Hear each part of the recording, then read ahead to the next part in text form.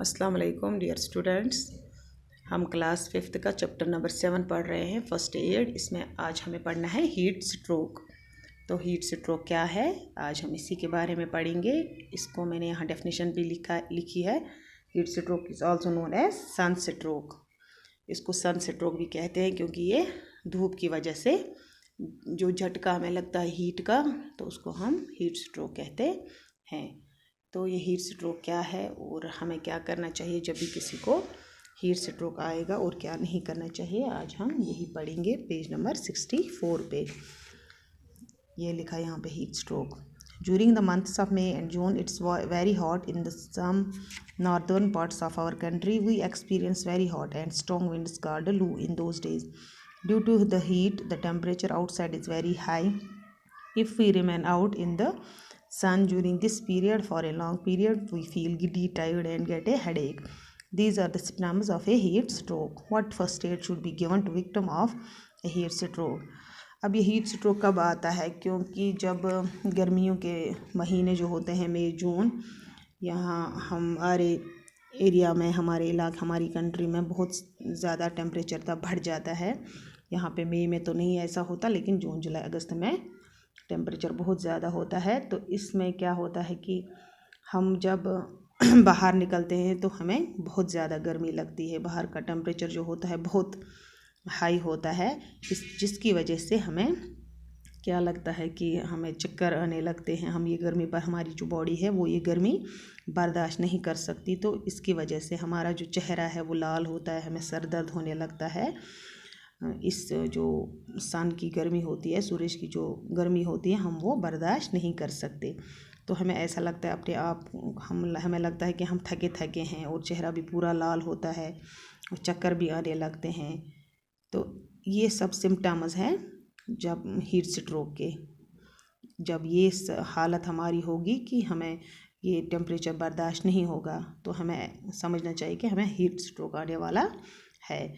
तो अब हमें क्या फर्स्ट एड इस शख्स को, इस विक्टिम को देना चाहिए जिसको हीट स्ट्रोक आया है, यानी कि गर्मी की वजह से जिसको चक्कर आने लगते हैं, जो गिर जाता है या अनकॉन्शियस हो जाता है कभी कभी। तो इस पेशेंट को हमें क्या करना चाहिए? सबसे पहले make the patient lie down in A shady place. हमें उसको कहीं लिटाना चाहिए जहाँ छाँव हो। उसके बाद अगर उसको हमें लगे कि फ़ीवर है तो हमें उसको ठंडी पट्टियाँ करनी चाहिए ताकि उसका जो फ़ीवर है वो उतर जाए, उसकी जो चेहरे की वो रेडनेस है वो ख़त्म हो जाए। उसके बाद हमें उसको एक सलूशन देनी चाहिए, पानी और साल्ट का या शुगर का। अगर वो ना हो, हम उसको अगर ये सलूशन ना दे, नमकीन पानी ना दे या चीनी का पानी, तो एक अगर हमारे पास कच्चा आम होगा तो उसका जूस भी हम उसको दे सकते हैं। तो ये सब चीज़ें अगर हम इस पेशेंट के साथ करेंगे, इस विक्टिम के साथ करेंगे जिसको हीट स्ट्रोक आया है, तो वो बहुत बेहतर फील करेगा। और हमें क्या नहीं करना चाहिए, हमें इसके इर्द गिर्द जो पेशेंट होगा, इसके इर्द गिर्द हमें भीड़ नहीं जमा करनी चाहिए। और इस पेशेंट को हमें किसी कपड़े के साथ इसको कवर नहीं करना चाहिए, ख़ास करके गर्म कपड़े से, वूलन क्लॉथ से। और हमें इसको गर्म टी या कॉफ़ी नहीं दे सकते, इसकी वजह से इसको और ज़्यादा इसकी तबीयत बिगड़ सकती है। तो ये था हीट स्ट्रोक।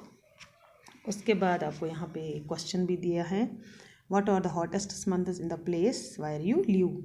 जहाँ आप लोग रहते हो वहाँ पे बताओ आप उन महीनों के नाम जो सबसे गर्म होते हैं। तो यहाँ पे जून जुलाई और अगस्त गर्म होता है, तो आप यहाँ आंसर में लिख सकते हो June July and August are the hottest months in our place. दूसरा है what is the unit of measuring temperature. हम टेम्परेचर किस यूनिट से मेजर करते हैं? तो इसका आंसर है सेल्सियस। हम टेम्परेचर को किससे मेजर करते हैं? सेल्सियस। फिर है ब्लीडिंग नोज़। जैसे हीट स्ट्रोक एक हमने पढ़ा है हीट स्ट्रोक के बारे में, वैसे ही ब्लीडिंग नोज़ भी हम अक्सर देखते हैं कि किसी को खून आता है नाक से, उसको हम ब्लीडिंग नोज़ कहते हैं। तो ये ब्लीडिंग नोज़ जब होती है तब हमें क्या करना चाहिए और क्या नहीं। समटाइम्स व्हेन ये भी गर्मी के मौसम में ही ज़्यादा होता है, या अगर हम ड्राई फ्रूट ज़्यादा खाएंगे तब भी हमारे नाक से खून आता है। लेकिन जब हमें ज़्यादा आउट ऑफ कंट्रोल होगा ये जो नाक से खून आता है तब इसका कंट्रोल नहीं होता। तब हमें क्या करना चाहिए, चलिए हम देखते हैं। Make the patient lie down with his head in lower portion than the body. हमें सबसे पहले क्या, जिस भी पेशेंट को नाक से खून आता हो तो उसको हमें क्या करना चाहिए, उसको हमें लिटाना चाहिए, लेकिन उसका जो हेड है वो बॉडी से नीचे रहना चाहिए, बॉडी के बराबर या ऊपर नहीं होना चाहिए। उसके बाद हमें उसके सर पे क्या डालना चाहिए, ठंडा पानी, जिसके वजह से इसका जो खून है वो रुक जाएगा। और लास्ट पे हमें इसकी जो नोज़ है उसके नीचे कोई आइस पैक या कोल्ड पैक लगाना चाहिए। और हमें इसके क्या नहीं करना चाहिए, do not put A pillow under the patients head.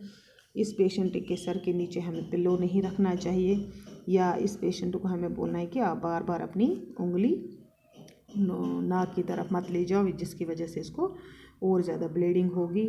और इस जो ये पेशेंट है इसको हमें क्या बताना है कि आप ज़्यादा से ज़्यादा इसको क्या करना है, हमें सिर्फ लिटा के ही रखना है, ताकि इसका जो ये नाक का खून जो है वो आराम से, अगर इसको हम उठाएंगे या इधर उधर ज़्यादा करेंगे तो इसको ये जो खून है नाक से जो आता है वो रुकेगा नहीं। तो हमें इन सब चीज़ों का ध्यान रखना चाहिए। जब भी किसी को नाक से खून आता है, ब्लीडिंग नोज़ होगी, तो उस पेशेंट को हमें आराम से लिटाकर इसका जो सर है वो बॉडी से नीचे रखना चाहिए, और इसके सर के ऊपर क्या करना चाहिए, ठंडा पानी, जिससे इसको रिलीफ मिल जाएगा। Thank you.